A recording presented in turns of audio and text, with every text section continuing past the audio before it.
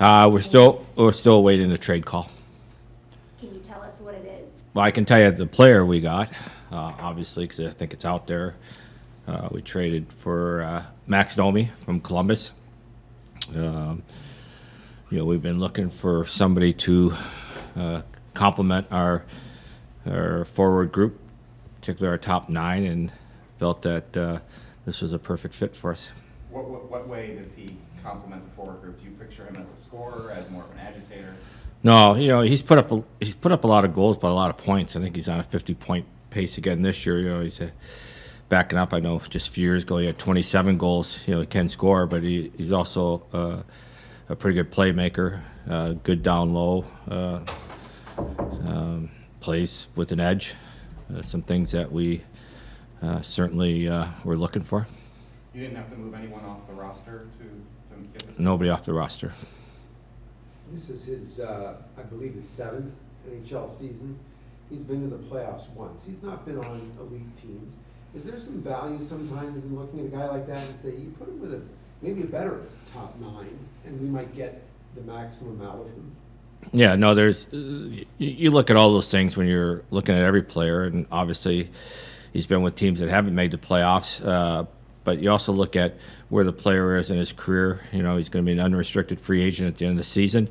We've scouted him a lot here lately, and think he's been playing very well. He's in a little drought right now scoring, but we just felt that, coming into this group that we have here and him being able to play with some pretty elite players, that he could be a big help for us down the road here.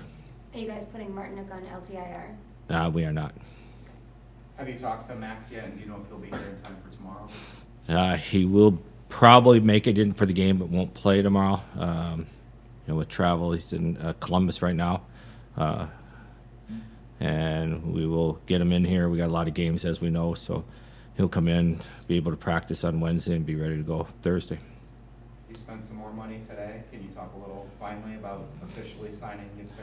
Yeah, this has been a deal that we've been working on for a long time here, since after the first of the year when we could start talking about signing him to an extension. And anytime you go into these deals, you're dealing with a 21-year-old player, and term to us was ultimately the most important thing. We think this player's got a good upside. So, a lot of negotiations with his representation, Marcus. And, we kept pushing for 8 years. Obviously, the agent wasn't sure about 8 years for a long time, and we finally got him over the hump here to, get an AAV that we were happy with and get him under a long-term contract. Where do you eventually project him as a player? Like, what do you think his potential is? I think, obviously right now with our centers the way they are, we're pretty deep down the middle. Don't know what's going to happen in the offseason, but, he's going to, I think up to about a week ago or so, he had, besides Andre, he had the most goals per minute, because he obviously playing on the so-called 4th line, wasn't getting as many minutes, but I think he had 11 goals at that time. So we think he's going to add to our offense, and as he continues to learn the position, we got to remember these guys are still young. We got a lot of young players, and he's still only 21. That he's only going to continue to get better. Where he tops off, I think, is still yet to be determined. Is it difficult as a manager to look at a guy like that and project that far down the road and say we're willing to make that commitment? I mean, you've only had him for the better part of 3/4 of the season. You're always weighing the risk versus reward. And again, we see a higher projectile for this player. And as the seasons go on, the cap continues to go up. We think these kind of players are going to become even more expensive. So we were very comfortable.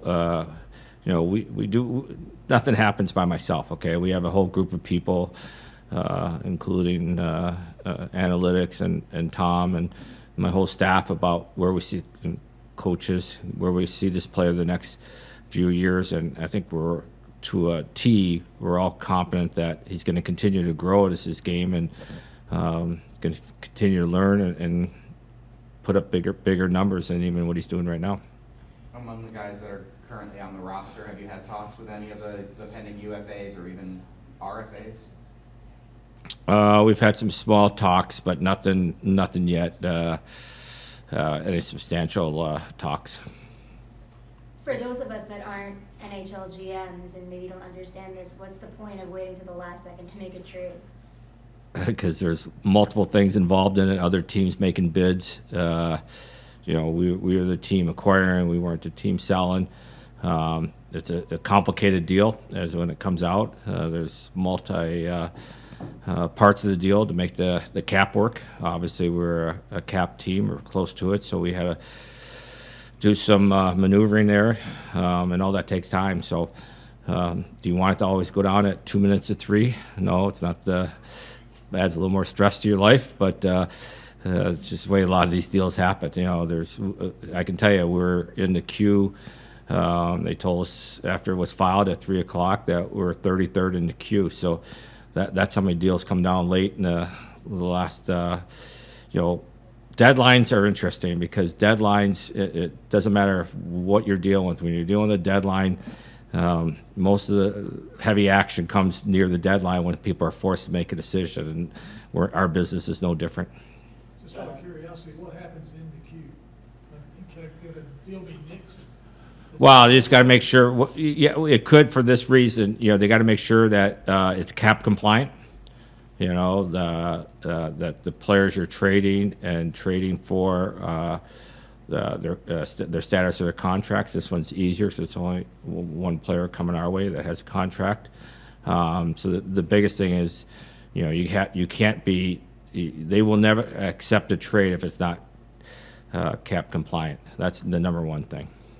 Did you get close on anything else? I know you talked about defense a bit in the lead up. Obviously, nothing changed there. No, we talked a lot about defensemen. There's a group of guys that went early. We just felt that those wasn't in our cards for some of the assets that were given up. It doesn't make them bad trades. It's just for us, it wasn't something that we were going to go after. We talked a few other teams about some defensemen. At the end of the day, the guys that we were talking about adding, we didn't think was better than the 7 guys we had here. So, with the 7 guys we have here, with Chatfield and Keene and LaJoy and Selgren down in Chicago, we think we have enough depth there for hopefully a long run. Don, I know you have a plan in place, like you said, you talked to all the other people involved, but just on a instinctive level, when you watch the teams around you in the Eastern Conference add, does that even subtly put a little pressure on you? Think, geez, let's make something work here? Not at all. And I'll tell you, at 2:30, I can honestly I said to my staff at that time that this would be the first trade deadline I've ever been involved in that I wasn't either a buyer or a seller, because I didn't think anything was going to happen. You watch what's going on around you, but you can't be reactive to what's going around. At the end of the day, one team's going to win. One team's going to win the Stanley Cup. There's going to be some great matchups, and every series, doesn't matter what division, what conference you're in, are going to be tough to win. So, if you try to react to what other people are doing, you would never be able to keep up. So, you pay attention to what's going around, but we don't react to what another team's going to do. So may I ask, was this truly a late bid for Domi? Well, no, we were talking, but at 2:30, I thought it was going someplace else, and so had another conversation with Yarmo from Columbus, who I think did a good job from his end, and stuck with me trying to figure it out, because probably the biggest thing for us all day was trying to figure out the cap.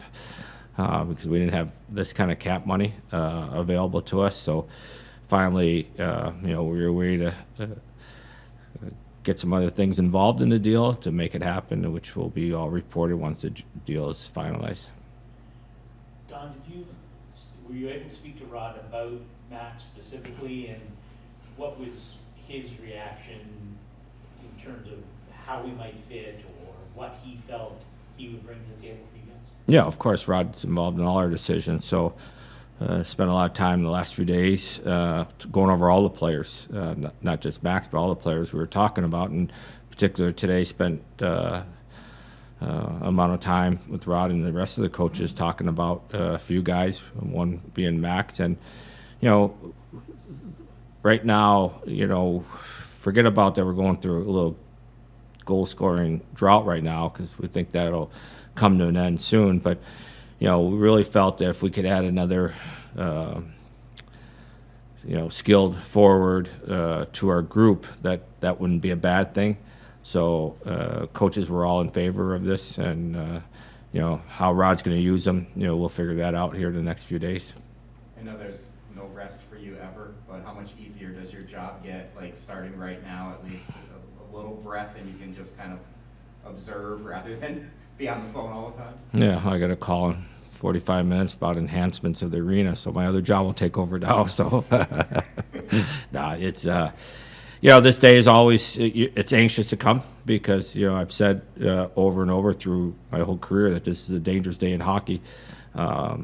Sometimes decisions are made for the wrong reasons, and that's why we were being very patient.